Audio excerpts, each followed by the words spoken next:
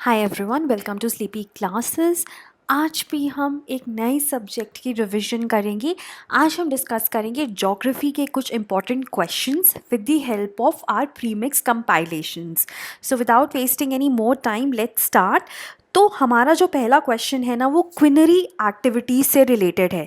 अब जो इकोनॉमी है that is divided into various sectors, ठीक है। जैसे हमारे पास प्राइमरी सेक्टर है। प्राइमरी सेक्टर में हम डील करते हैं नेचुरल रिसोर्सेज के साथ, ठीक है। जैसे कि एग्रीकल्चर हो गया, फॉरेस्ट्री हो गया, डेयरी हो गया, फिशिंग हो गया। और इनको कौन से कॉलर कहा जाता है? इनको कहा जाता है रेड कॉलर। फिर आता है हमारे पास सेकेंडरी सेक्टर, जिसमें कि हम रॉ मटेरियल्स जो कि प्राइमरी में प्रोड्यूस होते हैं उससे फिनिश्ड गुड्स बनाते हैं। इंडस्ट्री जो है मोस्टली इसमें आती है, इंडस्ट्रियल सेक्टर मोस्टली इसमें आता है और इनको ब्लू कॉलर जॉब्स कहा जाता है। फिर आता है टर्शरी। टर्शरी सेक्टर में क्या होता है? सर्विसेज प्रोड्यूस की जाती है, गुड्स प्रोड्यूस नहीं किए जाते और इनको कहा जा वाइट कॉलर जॉब्स। फिर आती हैं क्वांटिनरी, जो कि रिफाइंड फॉर्म है टर्शरी की। और फिर आती हैं क्विनरी एक्टिविटीज़, जिसमें टॉप डिसीजन मेकर्स आते हैं, हाईएस्ट पेड प्रोफेशनल्स होते हैं। बेसिकली ये जो एक्टिविटीज़ हैं ये फोकस करती हैं on creation, rearrangement and interpretation of new and existing ideas. कैसे हम नई टेक्नोलॉजीज़ को यूज़ कर सकते हैं। और इनको वाइट कॉलर नहीं, इनको गोल्डन कॉलर प्रोफेशनल्स या गोल्डन कॉलर जॉब्स कहा जाता है। दे आर हाईली पेड, ठीक है। और एक तरह से इसको भी sub division of the tertiary sector ही कहा जाता है, लेकिन इनको गोल्ड कॉलर प्रोफेशंस कहा जाता है। जितने भी हमारे बिजनेसेस हैं जो टॉप पेड उनमें हैं, वो सब क्विनरी एक्टिविटीज़ में आते हैं। Then possibilism. पॉसिबिलिज्म एक कॉन्सेप्ट है ज्योग्राफी का।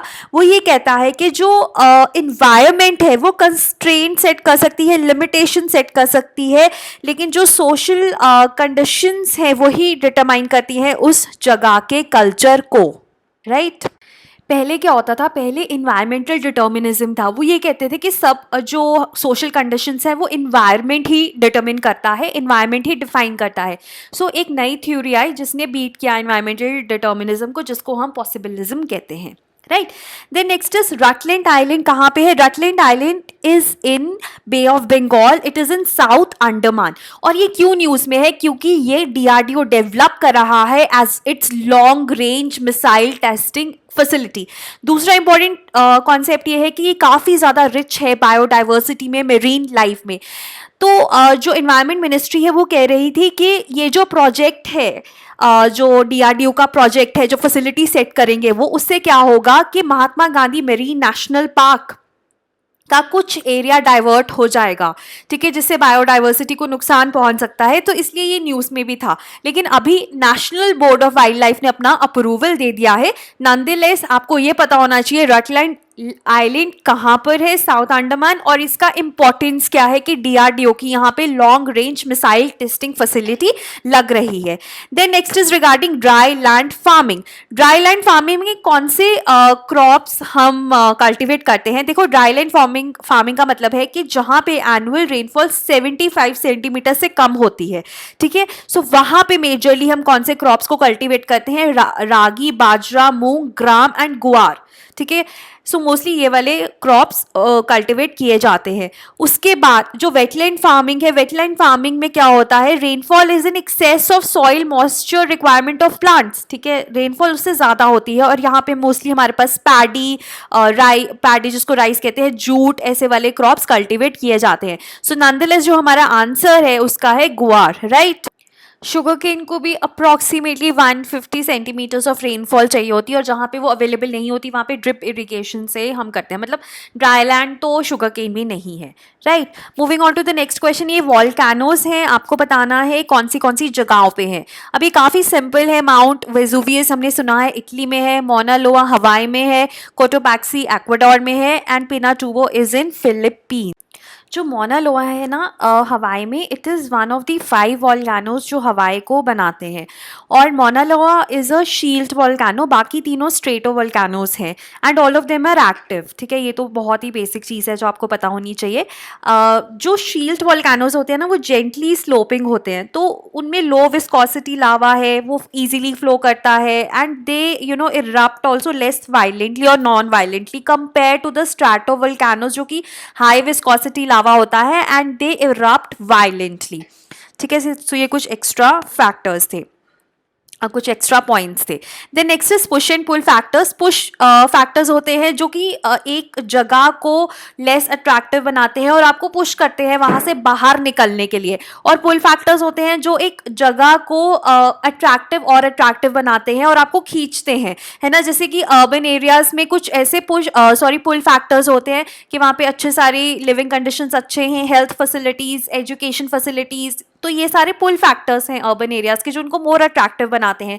और कुछ जगहें होती हैं जहाँ पे अच्छी फैसिलिटीज़ नहीं होती, तो हम उनको कहते हैं कि वो लेस अट्रैक्टिव है, तो वो लोगों को पुश करती हैं to migrate towards areas which have pull factors, ठीक है। तो इस दोनों इस क्वेश्चन में these have been reversed, right.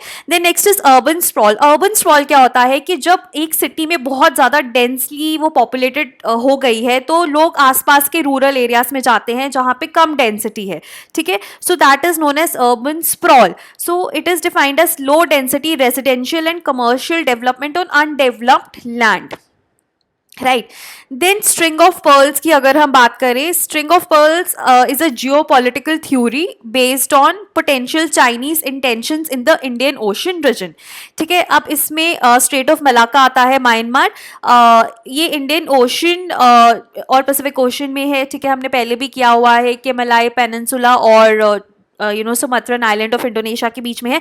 Bearing ऊपर है, पैसिफिक ओशन में है, रशिया और यूएसए के बीच में, सो ये इंक्लूडेड नहीं है। लेम्बॉग भी इंडोनेशिया में है, इंडियन ओशन और जावा सी में, तो ये भी इंक्लूडेड है। उसके अलावा ग्वादर है पाकिस्तान में, हम्बनतोता है श्रीलंका में, सितवे है म्यांमार में, तो ये सारे, चिटागोंग है बांग्लादेश में, तो ये सारे पोर्ट्स हैं जो इंडियन ओशन में आते हैं, तो आपसे ये भी क्वेश्चन पूछा जा सकता है, right. Then next is academic Lomonosov. ये basically world's only floating nuclear power unit है इन रशिया।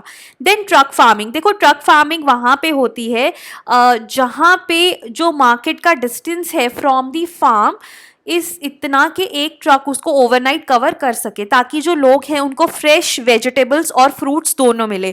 तो यहाँ पे उन रीजन्स में ट्रक फार्मिंग होती है जहाँ पे फ्रूट्स और स्पेशल वेजिटेबल्स दोनों होते हैं, ठीक है, because they are perishable.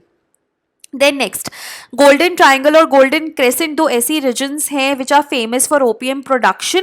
Golden triangle हमारी साउथ ईस्ट एशिया में है, जिसमें LMT से याद कर लो, लाओस, म्यांमार और थाईलैंड आता है। और गोल्डन क्रेसेंट इंडिया के वेस्ट में है, जिसमें अफगानिस्तान, पाकिस्तान और ईरान आता है। So it is a crescent shape है और यहाँ पे ये ट्राइंगुलर एरिया है। So these are correctly marked.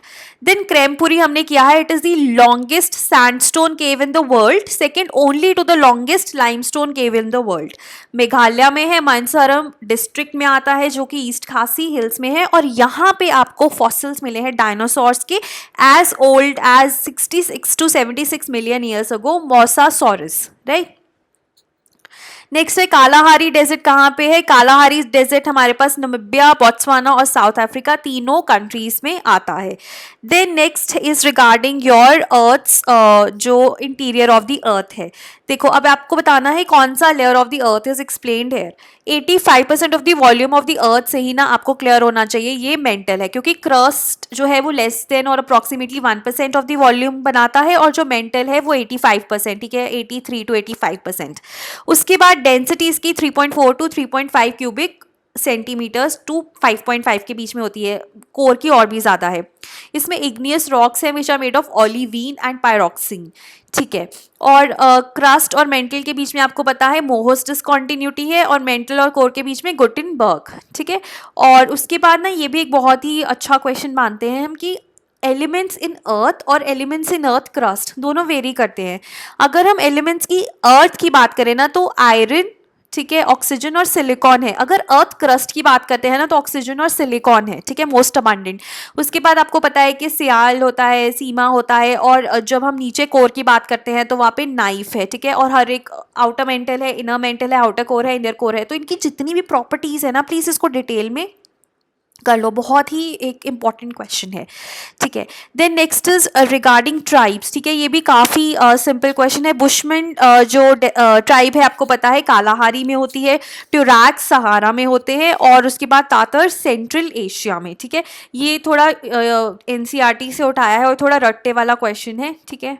Next is regarding कि जो तमिलनाडु है उसमें समर मॉनसून्स में क्यों बारिश नहीं होती। सो दो रीजंस हैं कि दो ब्रांचेस ब्रांचेस होती हैं इंडियन मानसून की, एक बे ऑफ बंगाल ब्रांच और एक Arabian sea branch.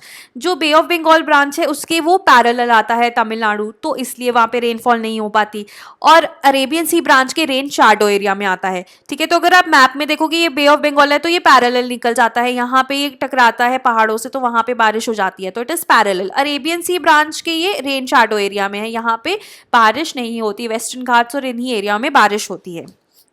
Then Bangladesh के साथ कौन सी स्टेट्स बॉर्डर करती हैं, हमारे पास मिजोरम और त्रिपुरा।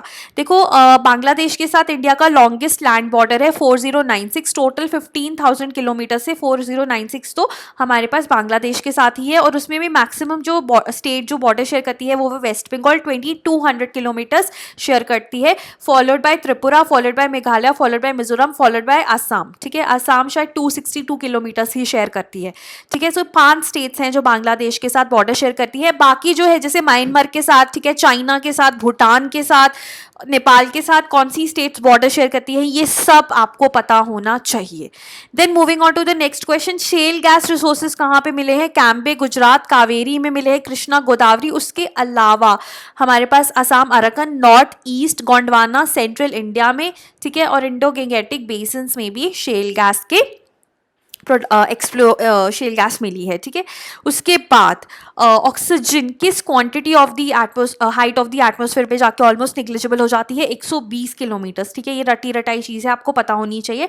और कार्बन डाइऑक्साइड और वाटर वेपर 90 किलोमीटर्स तक ही मिलते हैं from the surface of the अर्थ। जो लेयर्स ऑफ एटमॉस्फेयर हैं, ठीक है, ट्रोपोस्फेयर में क्या मिलता है, स्ट्राटो में क्या मिलता है, थर्मो में क्या मिलता है, ये सब भी आपको पता होनी चाहिए।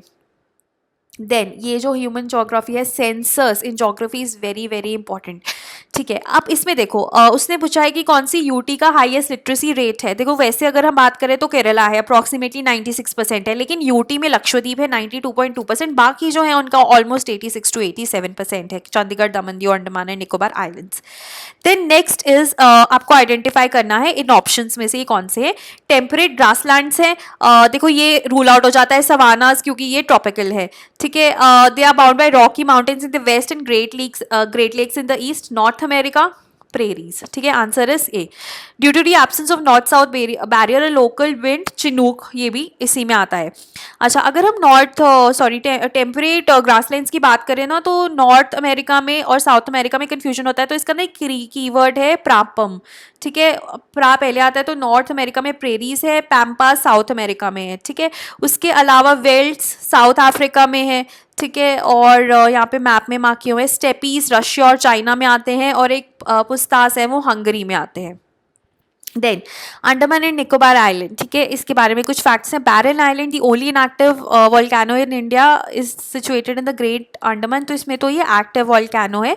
डंकन पैसेज लिटिल और साउथ अंडमान के बीच में है, और हमारे पास 10 डिग्रीज अंडमान और निकोबार के बीच में है, ठीक है। उनके भी कौन से 2 आइलैंड्स हैं वो आपको पता होने चाहिए। और पोर्ट ब्लेयर साउथ अंडमान में है। देखो मैंने ना इंडिया के आइलैंड्स के ऊपर एक वीडियो बनाया है, आप स्लीपी क्लासेस पे सर्च करोगे, उसमें ये सारी चीज़ें डिटेल में है, उसको प्लीज़ 2x पे एक बार फटाफट से देख लेना। देन Yokohama strategy is related to disaster risk management, ठीक है। उसके बाद ये भी इंपॉर्टेंट क्वेश्चन है, सेंडाई फ्रेमवर्क के बारे में पढ़ लेना। 1990 to 200 is the international decade for national disaster reduction. Then next is permanent gases in atmosphere को डिक्रीजिंग परसेंटेज में लगाओ। देखो सबसे ज़्यादा तो नाइट्रोजन है, ठीक है, 78%, ऑक्सीजन 21%, उसके बाद आती है आर्गन, ठीक है, उसके बाद आती है हमारे पास कार्बन डाइऑक्साइड, ठीक है। सो ये है 78, 21, आर्गन इज 0.93, फिर आती है कार्बन डाइऑक्साइड 0.03, ठीक है। फिर उसके बाद हमारे पास आती है नियॉन, ठीक है। फिर उसके बाद हमारे पास आती है क्रिप्टॉन, फिर हमारे पास हीलियम एंड ऑल आते हैं, ठीक है। तो आपको एटलीस्ट नियॉन तक आना चाहिए।